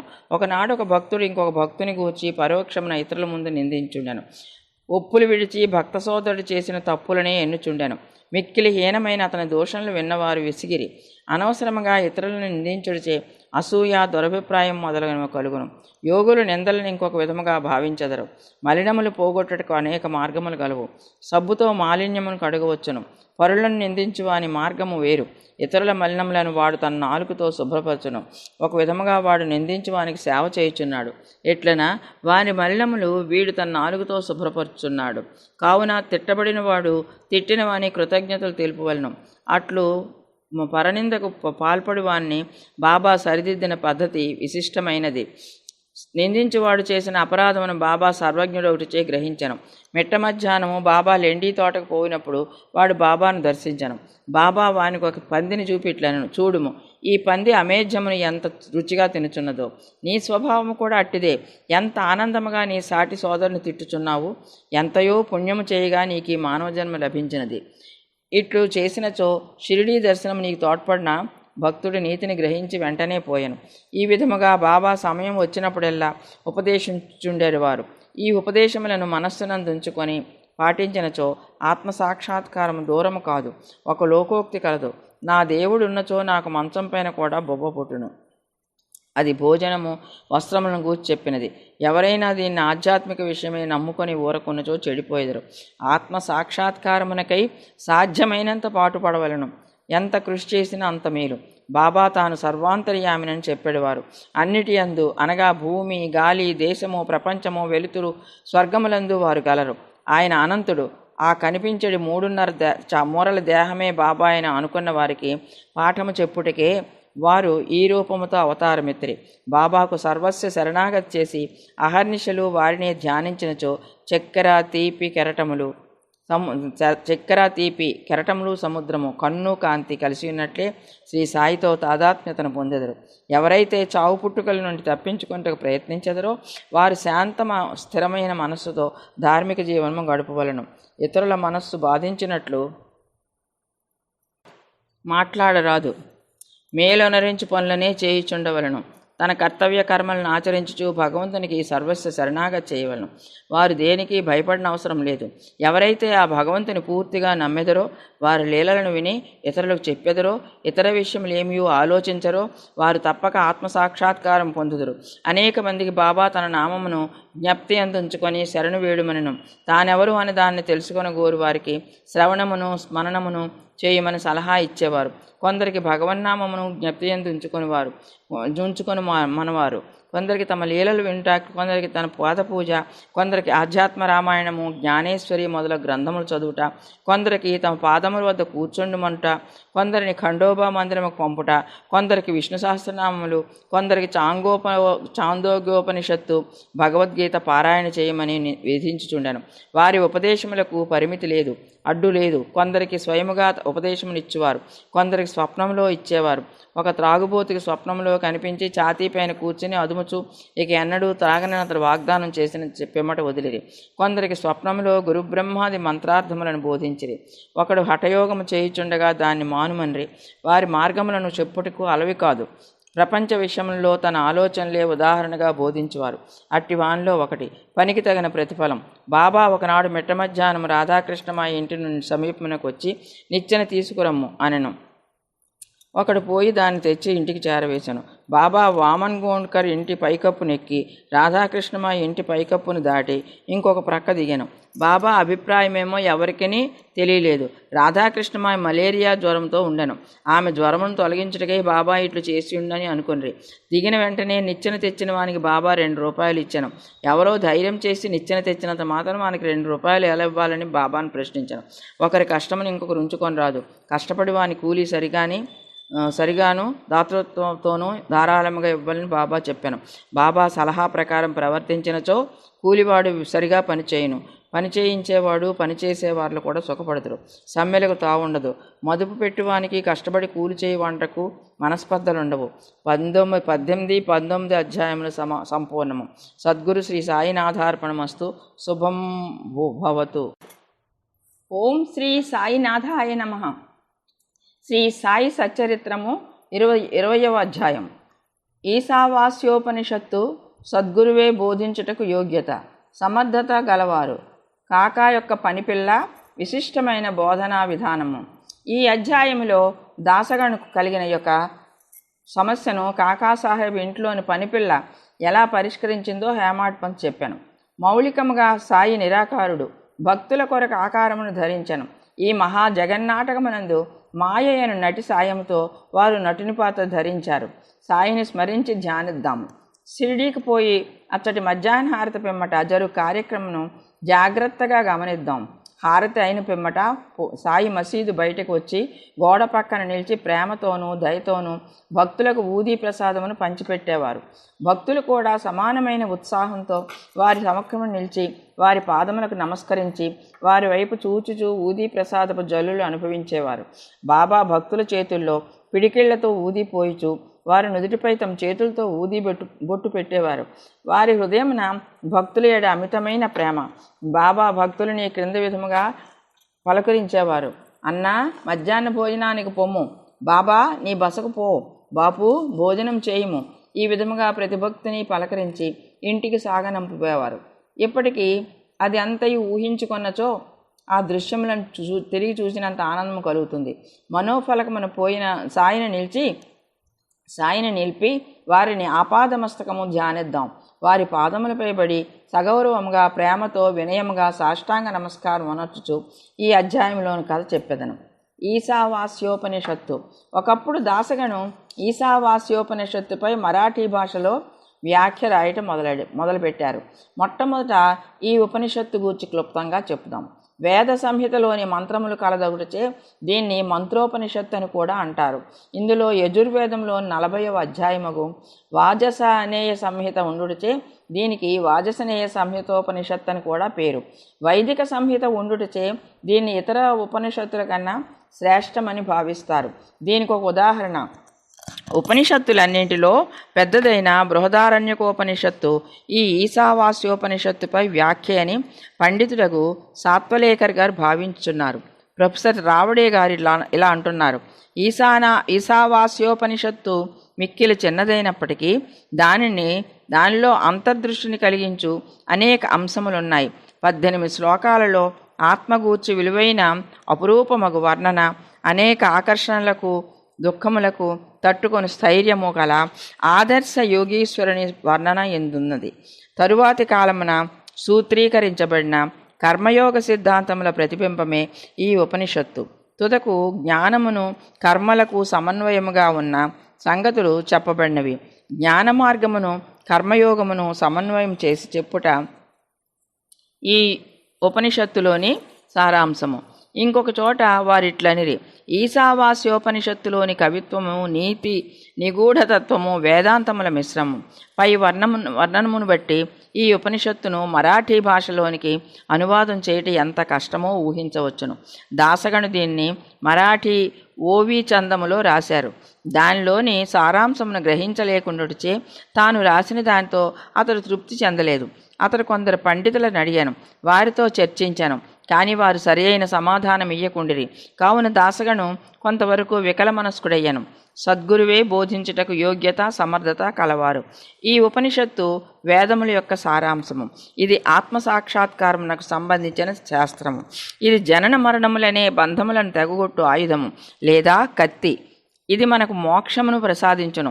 కనుక ఎవరైతే ఆత్మసాక్షాత్కారం పొంది ఉన్నారో అట్టివారే ఈ ఉపనిషత్తులోని అసలు సంగతులు చెప్పగలరని అతడు భావించాను. ఎవరినూ దీనికి తగిన సమాధానం ఇవ్వనప్పుడు దాసగను సాయిబాబా సలహా పొందనిచ్చించుకున్నారు. అవకాశం దొరకగానే షిరిడీకి పోయి సాయిబాబాను దర్శించి వారి పాదములకు నమస్కరించి ఈశావాస్యోపనిషత్తును అర్థము చేసుకుంటలో తన కష్టములు చెప్పి సరి అయిన అర్థమును బోధింపమని వేడుకొన్నాం. సాయిబాబా ఆశీర్వదించి ఇలా అన్నారు, తొందరపడవద్దు, ఆ విషయంలో ఎట్టి కష్టమూ లేదు. తిరుగు ప్రయాణంలో విలేపార్లేలోని కాకాసాహెబ్ దీక్షితు పనిపిల్ల నీ సందేహమును తీర్చును. అప్పుడు అక్కడ ఉన్నవారి మాటలు విని బాబా తమాషా చేస్తున్నారేమో అనుకున్నారు. భాషాజ్ఞానం లేని పనిపిల్ల ఈ విషయం ఎట్లు చెప్పగలదు అనుకున్నారు. కానీ దాసగను అట్లు అనుకోలేదు. బాబా పలుకులు బ్రహ్మవాక్కు అనుకొనను.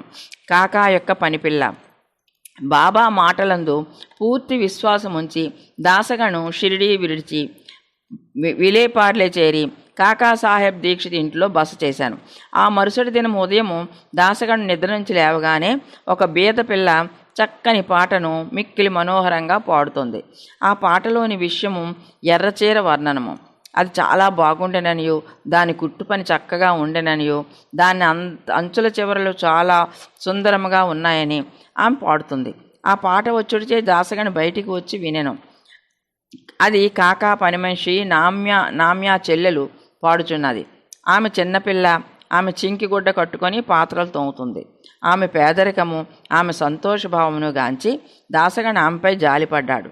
ఆ మరుసటి దినము రావు బహదూర్ ఎంసీ ప్రధాన్ తనకు దోవతల చాపులు ఇవ్వగా ఆ పేదపిల్లకు చిన్న చీర ఇమ్మని చెప్పారు. రావు బహదూర్ ఒక మంచి చిన్న చీరను కొని ఆమెకు బహూకరించను. ఆకలితో నకనకలాడుతున్న వారికి విందు భోజనం దొరికినట్టు ఆమె అమితానంద పరవశురాలయ్యను. ఆ మరుసటి దినమే ఆ కొత్త చీరను ధరించింది. అమితోత్సాహంతో తెక్కిన పిల్లలతో కలిసి గిర్రును తిరుగుతూ నాట్యం చేసింది. అందరికంటే తానే బావుగా ఆడి పాడింది.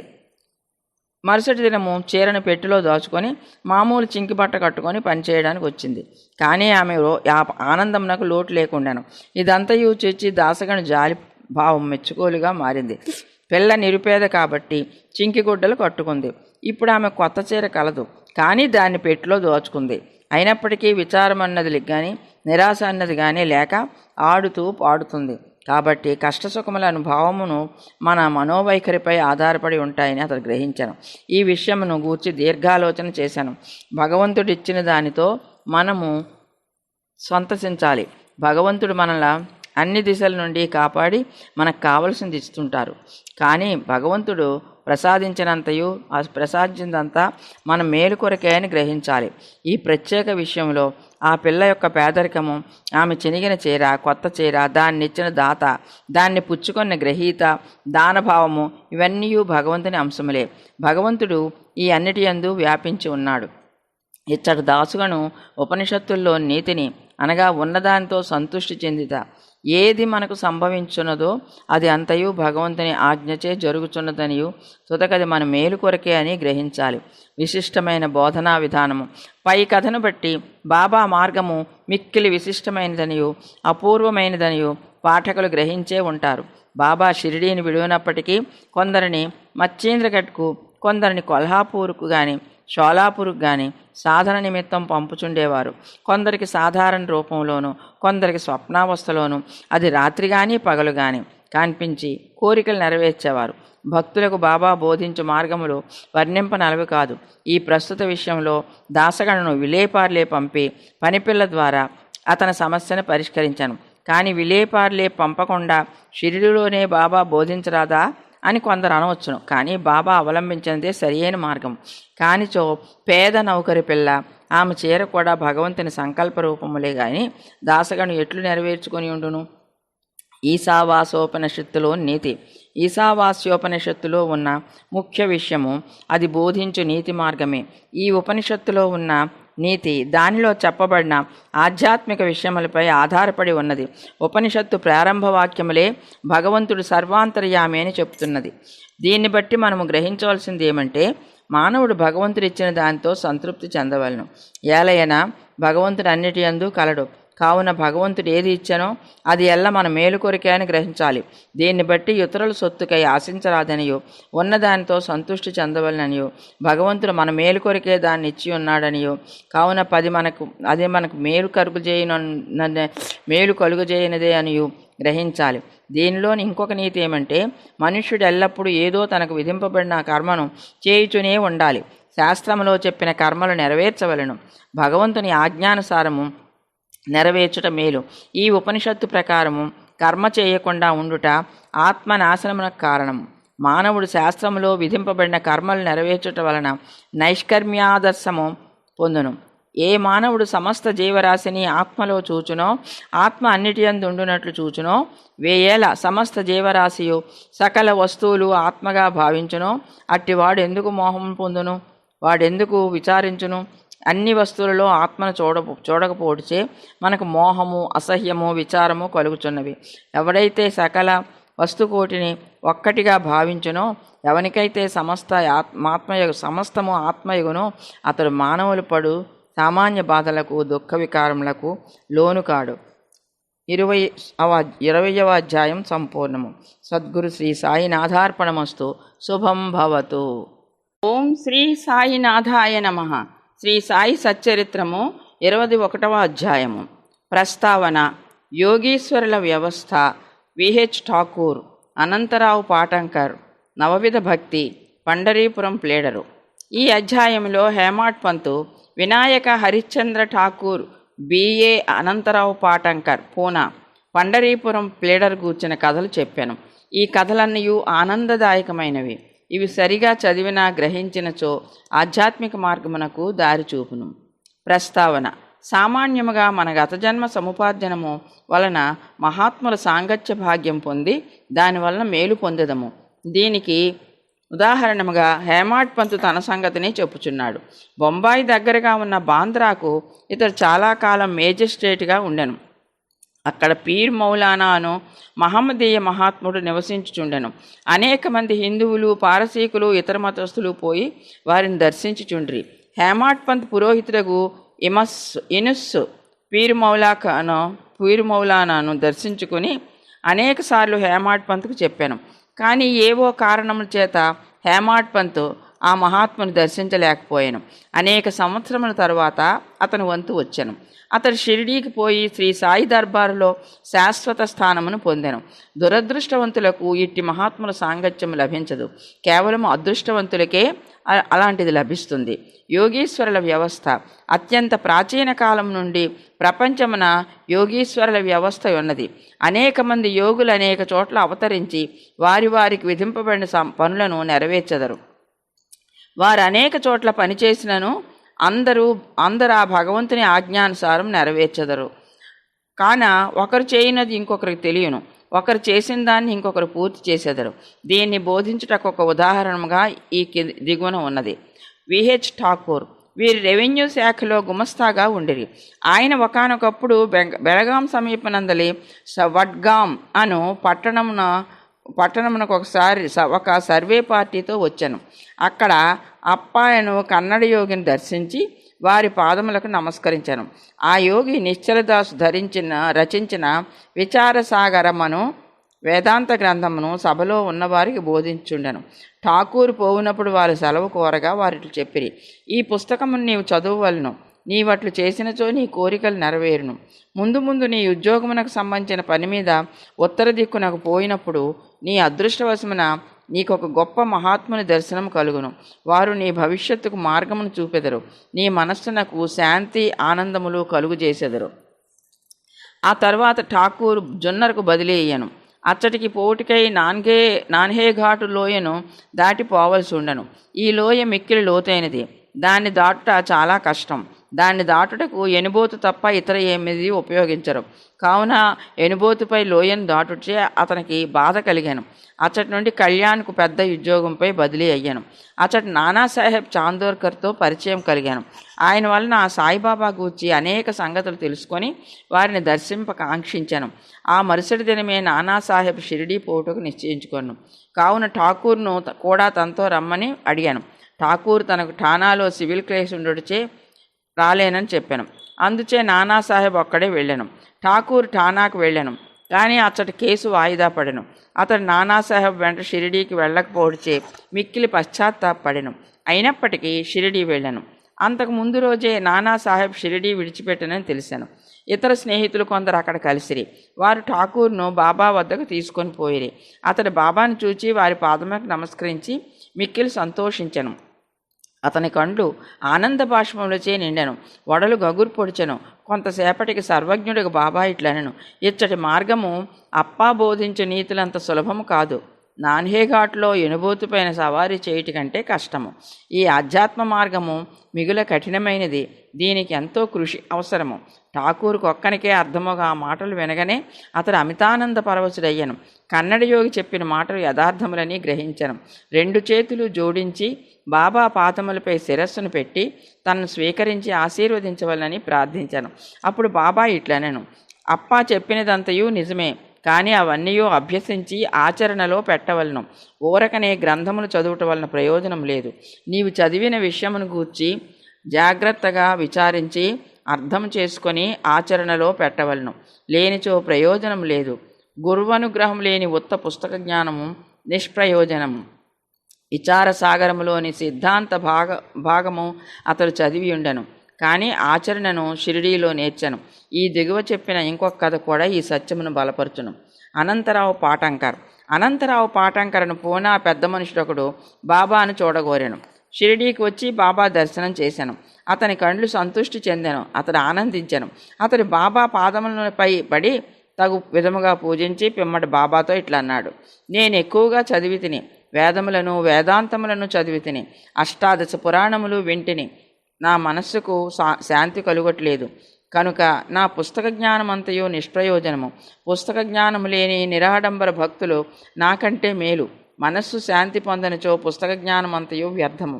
నీ దృష్టి వలనను నీ మహత్తరమైన మాటల వలనను నీవు శాంతి ప్రసాదింతువని వింటిని.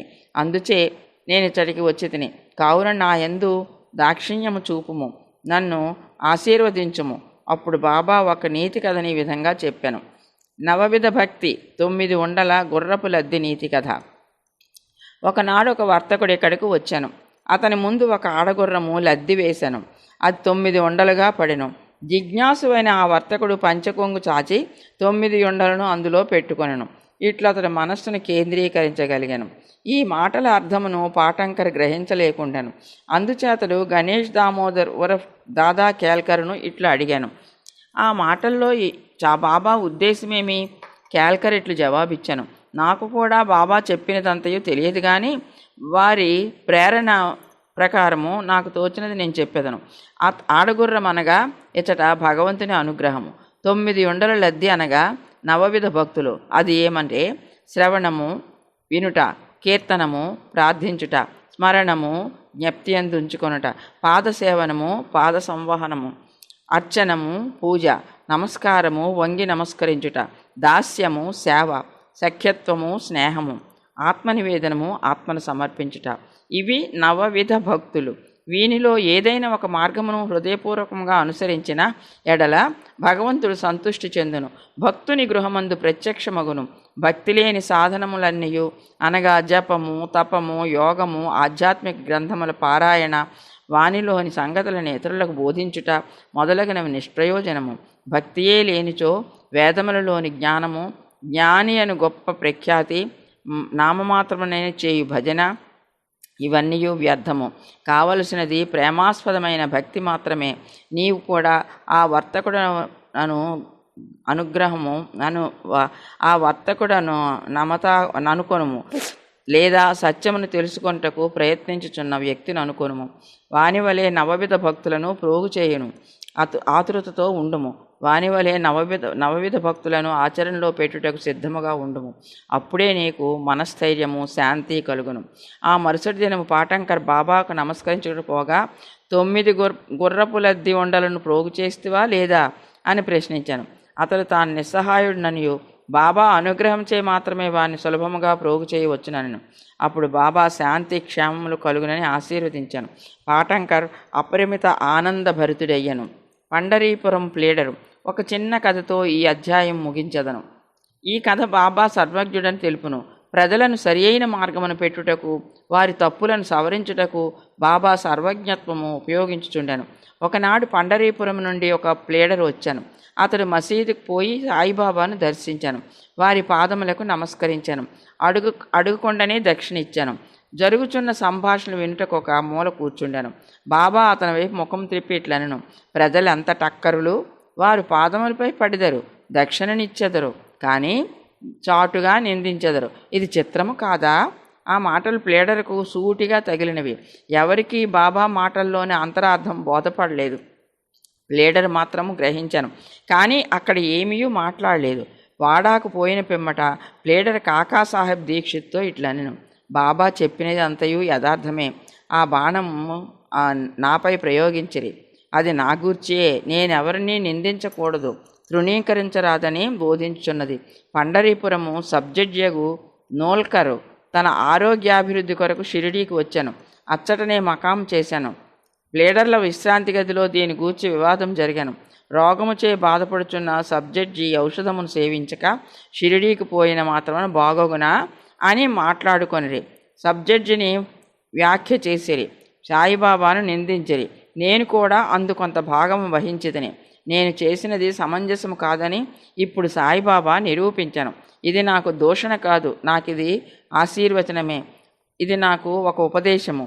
నేనిక మీదట ఎవరినీ దూషించరాదు, ఎవరిని నిందించరాదు, ఇతరుల విషయంలో జోక్యము కలుగజేసుకొనరాదు.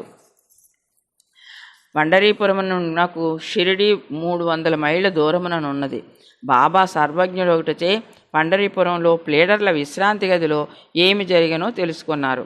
ఈ నడుమనున్న స్థలము, నదులు, అడవులు, పర్వతములు వారి సర్వజ్ఞత్వముకు అడ్డుపడలేదు. వారు సర్వమును చూడగలిగిరి. అందరి హృదయములలో గలదాన్ని చదవగలిగిరి. వారికి తెలియని రహస్యం ఏదీ లేదు. దగ్గరనున్నవి, దూరముగానున్నవి ప్రతి వస్తువు కూడా పగటి కాంతి వలె వారికి తేట తెల్లము. ఎవడైనా దూరముగా కానీ దగ్గరగా కానీ ఉండనిమ్ము. బాబా సర్వాంతర్యామి ఒకటిచే వారి దృష్టి నుంచి తప్పించుకుంటకు వీలు లేదు. దీన్ని బట్టి ప్లేడర్ ఒక నీతిని నేర్చుకొనెను.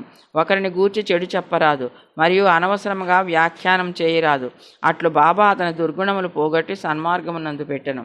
ఇది ఒక ప్లేడర్ను గూర్చినది అయినప్పటికీ అందరికీ వర్తించును. కాబట్టి ఈ కథ బోధించు నీతిని జ్ఞప్తి అందించుకొని మేలు పొందెదముగాక. సాయిబాబా మహిమ అగాధము. వారి లీలలు కూడా అట్టివే. వారి జీవితము అట్టిదే. వారు పరబ్రహ్మము యొక్క అవతారమే. 21వ అధ్యాయం సంపూర్ణము. సద్గురు శ్రీ సాయినాథార్పణమస్తు. శుభం భవతు. ఓం శ్రీ సాయినాథాయ నమః. శ్రీ సాయి సచ్చరిత్రము 22వ అధ్యాయము. ప్రస్తావన. బాలాసాహెబ్ మిరీకర్, బాపూసాహెబ్ బూటీ, అమీర్ శక్కర్, తేలు, పాము. బాబా అభిప్రాయము. ప్రస్తావన. బాబాను ధ్యానించుటట్లు భగవంతుని నైజము కానీ స్వరూపము కానీ అగాధములు. వేదములు కానీ 1000 నాలుకలు గల ఆదిశేషుడు కానీ వారిని పూర్తిగా వర్ణించలేరు. భక్తులు భగవంతుని రూపమును చూచి కనుగొని తీరవలను. ఎందుకనగా తమ ఆనందమునకు భగవంతుని పాదములే ముఖ్య మార్గమని వారికి తెలియను. జీవిత పరమార్థము పొందుటకు గురుని పాదములనే ధ్యానించవలను. కానీ ఇంకొక మార్గం లేదని వారులకు తెలియను. హేమాడ్ పంత్ ఒక సులభమైన మార్గమును ఉపదేశ రూపముగా చెప్పుచున్నాడు. అది ధ్యానమునకు భక్తికి కూడా అనుకూలించును. నెలలో కృష్ణపక్షమున రాను రాను వెన్నెల క్రమముగా క్షీణించును. తుదకు అమావాస్య నాడు చంద్రుడు కనిపించడు, వెన్నెల కూడా రాదు. శుక్లపక్షం ప్రారంభమవగానే ప్రజలు చంద్రుని చూచుటకు ఆతురపడెదరు. మొదటి దినము చంద్రుడు కానరాడు. రెండవ నాడు అది సరిగా కనిపించదు. అప్పుడు 2 చెట్టు కొమ్మల మధ్య గుండా చూడమంటారు. ఆతురతో ఏకధ్యానంతో ఆ సందు ద్వారా చూచినప్పుడు దూరముగానున్న చంద్రుని ఆకారం ఒక గీత వలె కనిపించును. వారప్పుడు సంతోషిస్తారు. ఈ సూత్రమును అనుసరించి బాబా తేజమును చూచెదముగాక. బాబా కూర్చున్న విధానమును చూడు, అది ఎంత సుందరముగా ఉన్నది. వారు కాళ్లను ఒకదానిపైన ఇంకొకటి వేసి ఉన్నారు. ఎడమ చేతి వ్రేళ్ళు కుడిపాదంపై వేసి ఉన్నారు. కుడికాలి బొటన వ్రేలుపై చూపుడు వేలును మధ్య వేలును ఉన్నవి. ఈ కూర్చున్న విధమును బట్టి చూడగా బాబా మనకి దిగువ విషయము చెప్ప నిశ్చయించుకున్నట్లున్నది. నా ప్రకాశమును చూడవలనంటే అహంకారమును విడిచి మిక్కిలి అణకుతో చూపుడు వేలుకు మధ్యవేలుకు మధ్యనున్న బొట్న వ్రేలుపై దృష్టిని సారించినచో నా ప్రకాశమును చూడగలరు. ఇది భక్తికి సులభమైన మార్గము. ఒక క్షణము బాబా జీవితమును గమనించదము. బాబా నివాసము వలన షిరిడి యొక్క యాత్రాస్థలమైనది. అన్ని మూలల నుండి ప్రజలు అచట గుమిగూడుచుండిరి. పేదవారు గొప్పవారు కూడా అనేక విధముల మేలు పొందేవారు. బాబా యొక్క అనంత ప్రేమను, ఆశ్చర్యకరమైన సహజమైన వారి జ్ఞానమును, వారి సర్వాంతర్యామిత్వమును వర్ణించగలవారెవ్వరు. వీనిలో ఏదైనా ఒకదానిని కానీ అన్నియూ కానీ అనుభవించిన వారు ధన్యులు. ఒక్కొక్కప్పుడు బాబా దీర్ఘ మౌనం పాటించేవారు. అది వారి యొక్క బ్రహ్మబోధము. ఇంకొకప్పుడు చైతన్య ఘనులుగా ఉండేవారు. ఆనందమునకు అవతారముగా భక్తులచే పరివేష్టితులై ఉండేవారు. ఒక్కొక్కప్పుడు వారు నీతిని బోధించి కథలను చెప్పేవారు. ఇంకొకప్పుడు హాస్యము తమాషా చేయట్లో మునిగేవారు. ఒకప్పుడు సూటిగా మాట్లాడేవారు. ఒక్కొక్కప్పుడు కోపోద్దీపితులే అని తోచువారు. ఒక్కొక్కప్పుడు తమ బోధలు క్లుప్తంగా చెప్పేవారు. ఒక్కొక్కప్పుడు దీర్ఘ వివాదములోకి దించేవారు. అనేక సార్లు ఉన్నట్టు మాట్లాడేవారు. ఈ ప్రకారముగా సందర్భ అవసరములను బట్టి వారి ప్రబోధము అనేక విధముల అనేక మందికి కలుగుచుండేది. వారి జీవితము అగోచరమైనది. అది మన మేధాశక్తికి భాషకు అందుబాటులో ఉండదు. వారి ముఖార విందమును చూచుటేందు ఆసక్తి కానీ, వారితో సంభాషించుటేందు కానీ, వారి లీలలు వినుటేందు కానీ తనివి తీరడిది కాదు. అయినప్పటికీ సంతోషంతో ఉప్పొంగుచుండేవారు. వర్షబిందువులను లెక్కించగలము, తోలు సంచితో గాలిని మోయగలం, కానీ బాబా లీలను లెక్కించలేము. వానిలో ఒక్కదాన్ని గూర్చి చెప్పెదము.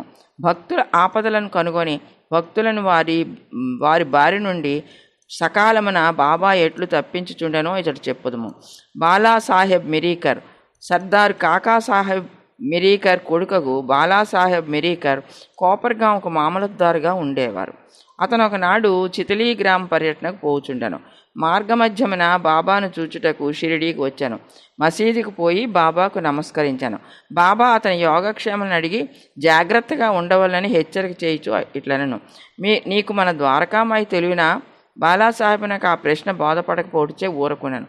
నీవు ఇప్పుడు కూర్చున్నదే ద్వారకామాయి. ఎవరైతే ఆమె ఒడిలో కూర్చున్నదరో వారిని ఆమె కష్టముల నుండి ఆతురతల నుండి తప్పించును. ఈ మసీదు తల్లి చాలా దయాద్ర హృదయాలు. ఆమె నిరాడంబర భక్తులకు తల్లి. వారిని ఆపదల నుండి తప్పించును. ఆమె ఒడిని ఆశ్రయించిన వారి కష్టములన్నీ సమసిపోతాయి. ఎవరామె నీడను ఆశ్రయించదరో వారికి ఆనందము కలుగును అనెను. పిమ్మట బాలాసాహెబ్కు ఊదీ ప్రసాదమిచ్చి వాని శిరస్సుపై చేయి వేశాను. బాలాసాహెబ్ పోచుండగా బాబా, నీకు ఆ పొడువాటి వ్యక్తి తెలియనా? అదే సర్పము అనెను. బాబా తమ ఎడమ చేతిని మూసి దాన్ని కుడి చేతి వద్దకు తెచ్చి పాము పడగ వలె ఉంచి, అతడు మిక్కిలి భయంకరమైన వాడు, కానీ ద్వారకామాయి బిడ్డలను అతను ఏమి చేయగలడు? ద్వారకామాయి కాపాడుచుండగా పాము ఏమి చేయగలదు అనెను. అక్కడున్న వారందరూ దీని భావమును తెలుసుకొంటకు, దానికి మిరీకర్కు గల సంబంధం తెలుసుకొంటకు కుతూహలపడుచుండిరి. కానీ బాబాను ఈ విషయమై అడుగుటకు ధైర్యం లేకుంది. బాలాసాహెబ్ బాబాకు నమస్కరించి మసీదును విడిచి శ్యామాతో వెళ్ళెను. బాబా శ్యామాను పిలిచి బాలాసాహెబ్తో చితిలీ వెళ్ళి ఆనందించమనెను.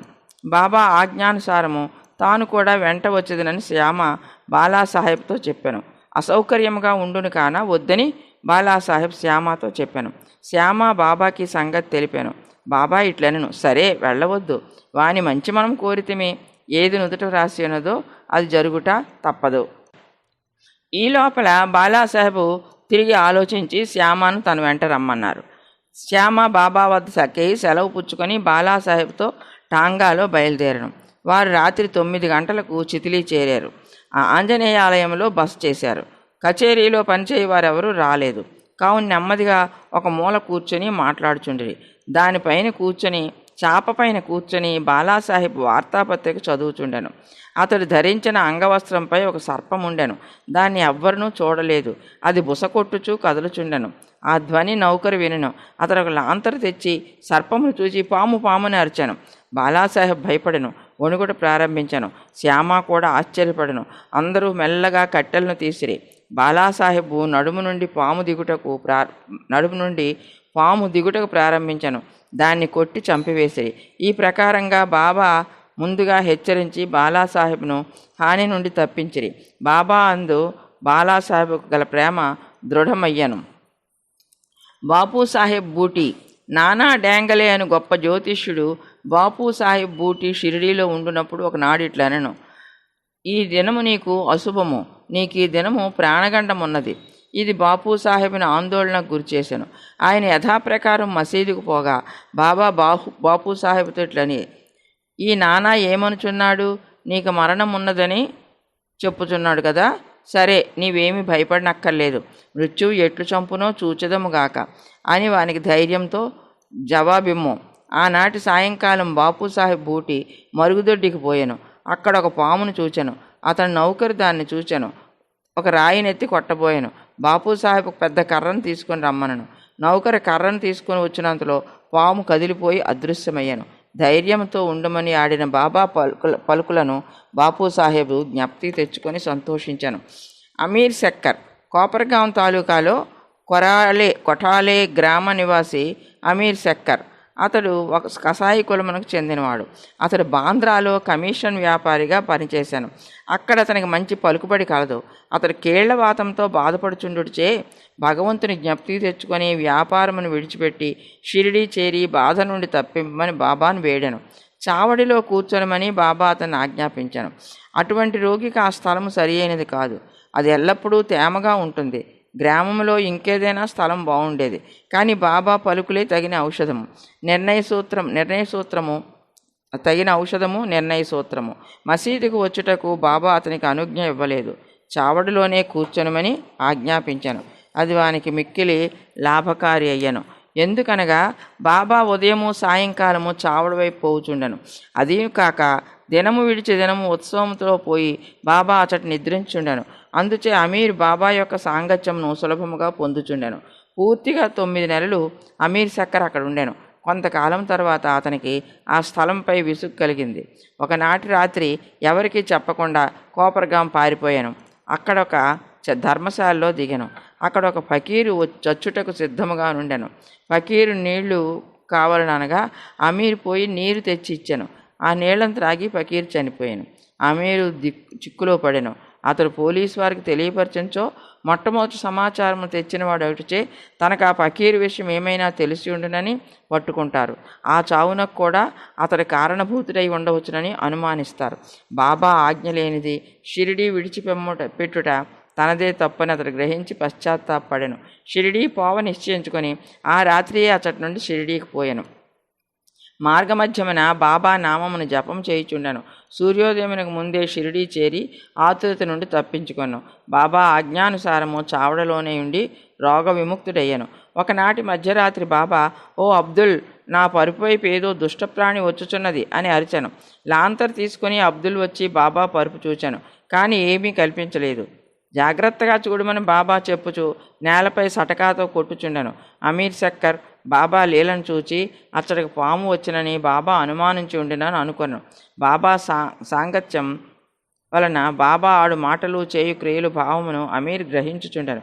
అమీర్ తన దిండుకు సమీపమున ఏదో కదులుచుండడు గమనించి అబ్దుల్ను లాంతర్ తీసుకొని రమ్మనను. అంతలో అచ్చట ఒక పాము కనబడెను. అది తలను క్రిందికి పైకి ఆడించుచుండెను. వెంటనే దాన్ని చంపిరి. ఇట్లు బాబా సకాలమున హెచ్చరిక చేసి అమీరుని కాపాడెను. తేలు బాబా ఆజ్ఞచే కాకాసాహెబ్ దీక్షితు నిత్యము శ్రీ ఏకనాథ మహారాజు రచించిన భాగవతమును భావార్థ రామాయణమును పారాయణ చేయుచుండెను. ఒకనాడు పురాణ కాలక్షేపం జరుగుచుండగా హేమాడ్ పంత్ కూడా శ్రోత అయ్యను.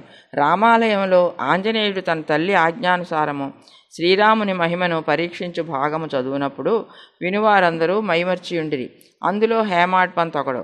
ఇంతలో ఒక పెద్ద తేలు హేమాడ్ పంత్ భుజంపై పడి వాని ఉత్తరీయంపై కూర్చుండెను. మొదట దాన్ని ఎవరూ గమనించలేదు. ఎవరు పురాణమును శ్రవణం చేసేదరో వారిని భగవంతుడు రక్షించును. ఇంతలో హేమాడ్ పంత్ తన కుడి భుజం పైన తేలును చూచెను. అది చచ్చిన దానివలే నిశ్శబ్దంగా కదలకుండెను. అది కూడా పురాణం విడిచున్నట్లు కనిపించెను. భగవంతుని కటాక్షమును స్మరించి పురాణ శ్రవణంలో ఉన్న ఇతరులకు భంగము కలుగు చేయకుండా ఉత్తరీయం 2 చివరలను పట్టుకొని దానిలో తేలుండునట్లు చేసి బయటికి వచ్చి ఆ తేలును తోటలో పారవేయచెను. పాము. ఇంకొకప్పుడు సాయంకాలము కాకాసాహెబ్ మేడ మీద కొందరు కూర్చొని ఉన్నారు. ఒక సర్పం కిటికీలోనున్న చిన్న రంధ్రము ద్వారా దూరి చుట్టుకొని కూర్చొనెను. దీపమును తెచ్చిరి. మొదట అది వెలుతురుకు తడబడెను. అయినప్పటికీ అది నెమ్మదిగా కూర్చొనెను. తల మాత్రం క్రిందకి మీదకు ఆడించుండెను. అనేక మంది బడితలు కర్రలు తీసుకొని వేగముగా వచ్చారు. అది ఎటూ కాని స్థలంలో ఉండుటచే దాన్ని చంపలేకుండిరి. మనుష్యుల శబ్దమును విని ఆ సర్పము వచ్చిన రంధ్రములోనికి గబగబా దూరెను. అందరూ ఆపద నుండి తప్పించుకున్నారు. బాబా అభిప్రాయము. ముక్తారాం ఒక భక్తుడు పాము తప్పించుకొని పోవడిచే మంచియే జరిగిందనను. హేమాడ్ పంత్ అందులోకి ఒప్పుకోలేదు. అది సరి అయిన ఆలోచన కాదనను. పాములను చంపుటయే మంచిదనను. ఇద్దరికీ గొప్ప వాదన జరిగాను. ముక్తారాం సర్పములు మొదలగు క్రూర జంతువులను చంపనవసరం లేదనను. హేమాడ్ పంత్ వానిని తప్పక చంపవలనను. రాత్రి సమీపించను. చర్చ సమాప్తి కాకుండాను. ఆ మరుసటి దినము ఆ ప్రశ్నను బాబాని అడిగిరి. బాబా ఇట్లు జవాబిచ్చాను. భగవంతుడు సకల జీవులందు నివసించుచున్నాడు. అవి సర్పములు కానీ తేళ్లు కానీ కానిండు. ఈ ప్రపంచమును నడిపించి సూత్రధారి భగవంతుడు. సకల కోటి పాములు తేళ్లతో సహా సకల ప్రాణులు భగవద్ ఆజ్ఞను శిరసావహించును. వారి ఆజ్ఞ అయిన కానీ ఎవరిని ఏమీ చేయలేరు. ప్రపంచమంతయు వానిపై ఆధారపడి ఉన్నది. ఎవ్వరునూ స్వతంత్రుడు కారు. కాబట్టి మనము కనికరించి అన్ని జీవులను ప్రేమించవలను. అనవసరమైన కలహములందు చంపుటయందు పాల్గొనక ఓపికతో ఉండవలను. అందరినీ రక్షించువాడు దైవమే. 22వ అధ్యాయము సంపూర్ణము. సద్గురు శ్రీ సాయినాథార్పణమస్తు. శుభం భవతు. 3వ రోజు పారాయణము సమాప్తము.